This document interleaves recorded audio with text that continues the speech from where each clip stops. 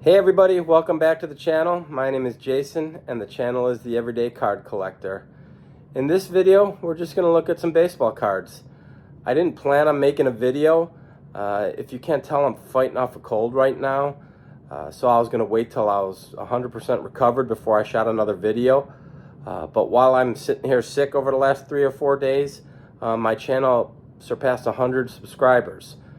So I wanted to take the time to make a quick video and simply thank everyone. Thank everyone who subscribed or anyone who's even watched one of my videos. It's amazing to me that there's over 100 people out there that took their time out of their day to listen to me talk about sports cards. That's incredible. I started this channel for one reason only. It was an outlet to have fun collecting.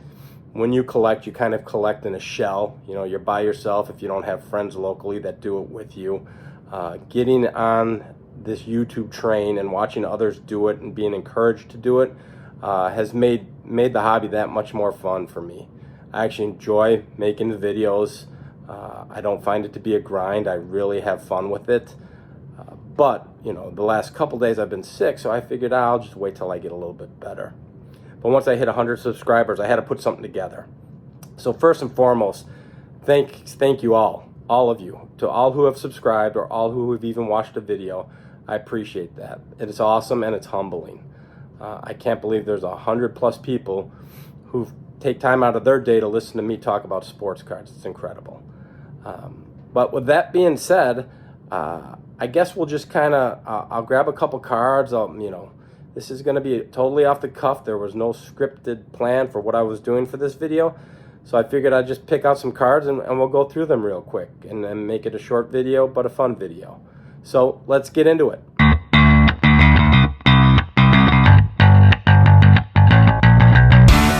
Okay, so let's just hang out. Let's look at some cards. I just picked a bunch.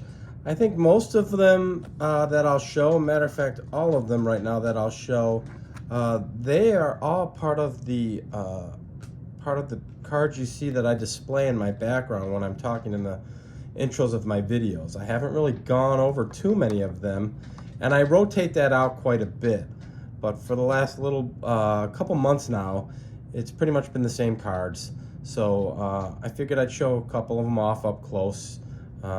If you couldn't see them, and in that way, get a better appreciation of them rather than just looking behind me as I'm chatting in intros.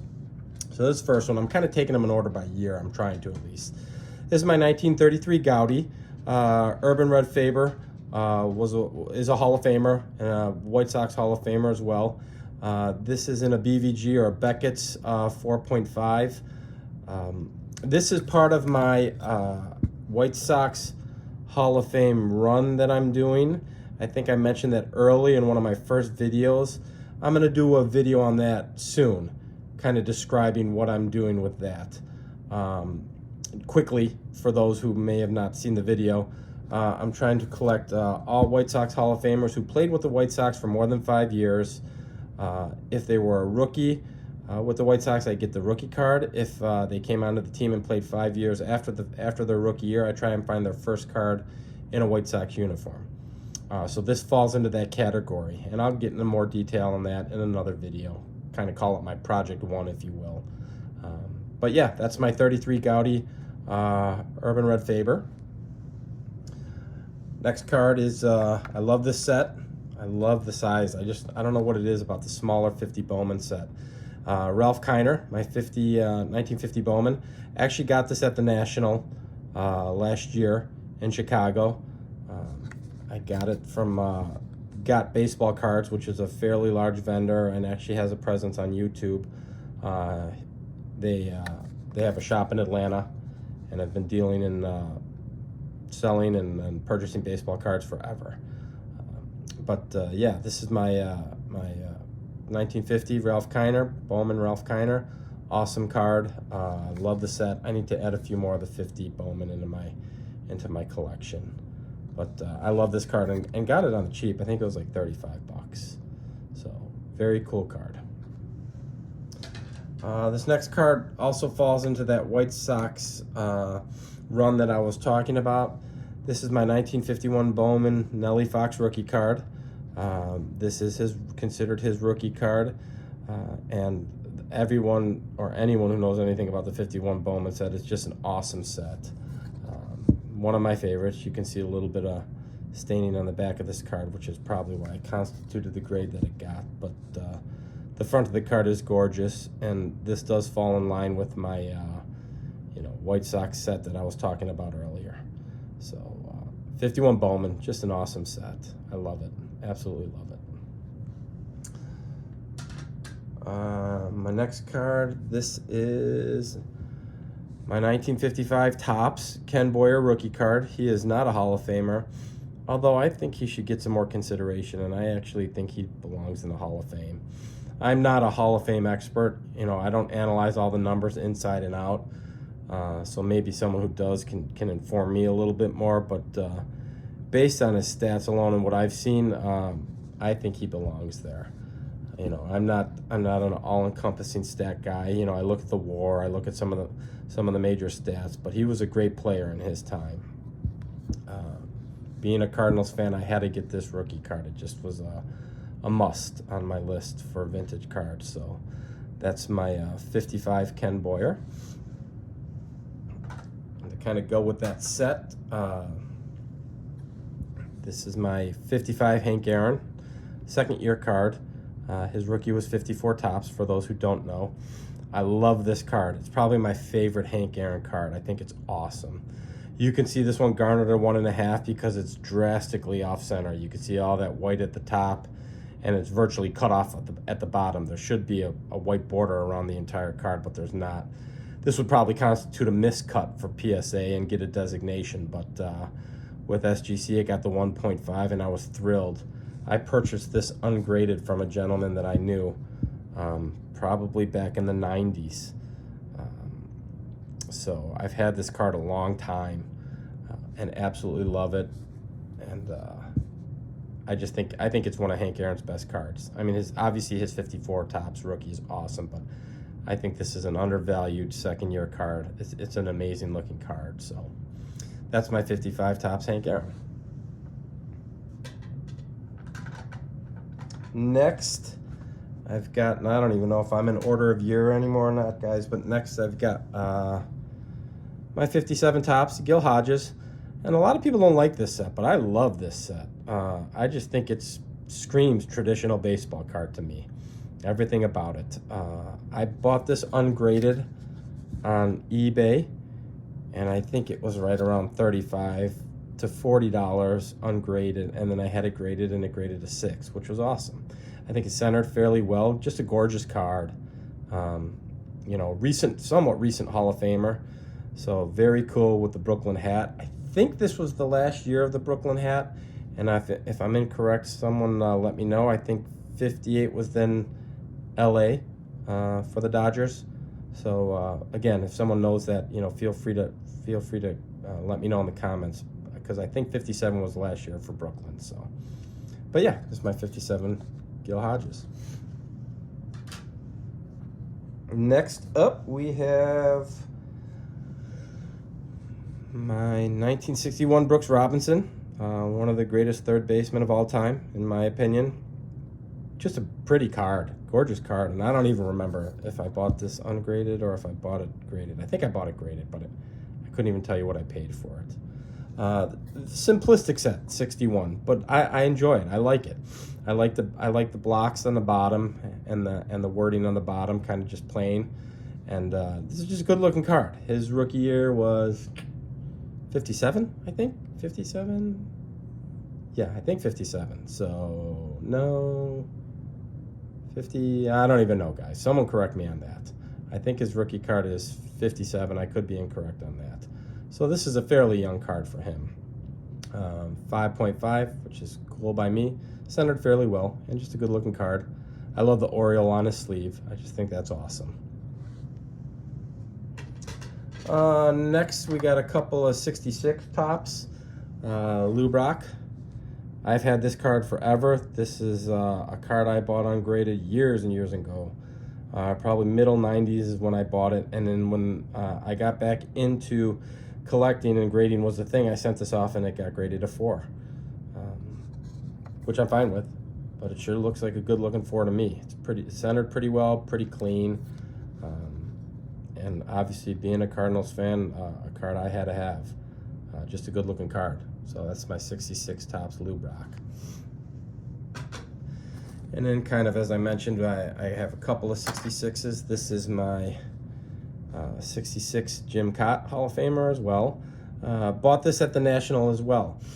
So I bought this with my 50 Kiner that I showed you, my 56 Mickey Mantle that I've shown a couple times, and a few other smaller cards. But again, this was a purchase from the National, and again, fairly inexpensive. I don't remember what I paid, but nothing crazy, and just a good-looking card. If I see a Hall of Famer, you know, and it's a good-looking card to me, I'm going to snag it up. That's what I like.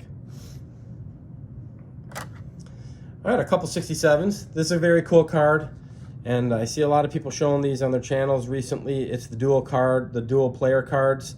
I think they're gaining a little steam in the hobby, but they still are, in my opinion, undervalued in comparison to a base card of a single player. This is an amazing card. You know, Curt Flood, Lou Brock, 67 Cardinals. Curt Flood, not a Hall of Famer, deserves to be. Incredible season, plus what he's done for baseball in general with free agency. He played a big part in moving baseball forward for the players. So I think he deserves to be in the Hall of Fame. But just a gorgeous looking card.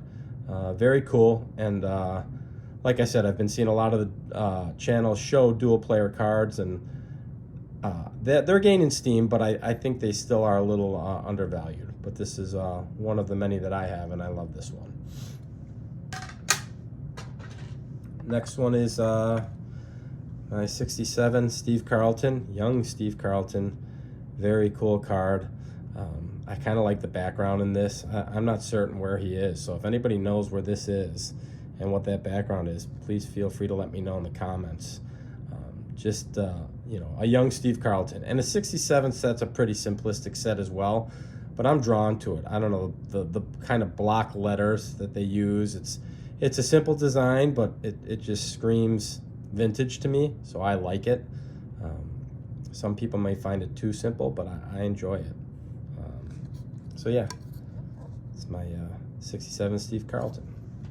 Oh, and obviously I think I did go out of order in years here, because now I'm at, here's my 65, Frank Robinson.